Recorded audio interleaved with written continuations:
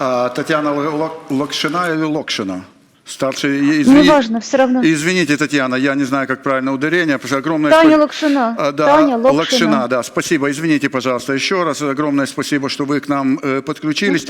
Да, скажите, пожалуйста, как Human Rights Watch и вы лично оцениваете зверство российской военщины и их пособников тут из числа местного населения, которые месяцами издеваются, убивают, воруют людей, взрывают самолеты иностранных авиалиний и вообще...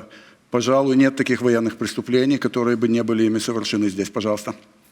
Вам, наверное, известно, что несколько недель назад наша международная правозащитная организация Human Rights Watch выпустила документ, в котором квалифицирует происходящее на востоке Украины как внутренний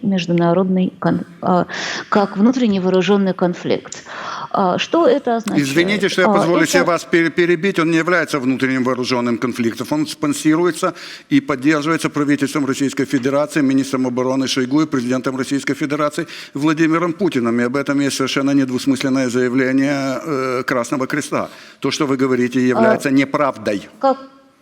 Как я уже сказала, несколько недель назад наша организация признала происходящее на востоке Украины вооруженным конфликтом не международного характера. Если я не ошибаюсь, подобное же заявление вчера сделала организация Международный Красный Крест.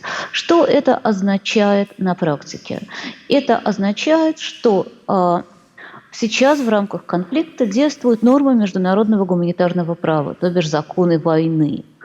И в рамках законов войны запрещены определенные действия. Они запрещены всем странам конфликта.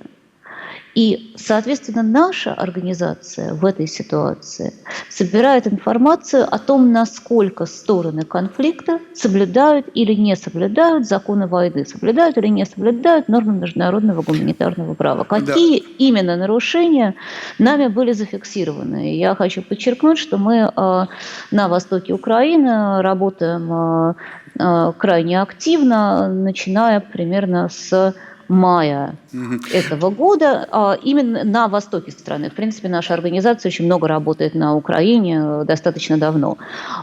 Что нами было зафиксировано?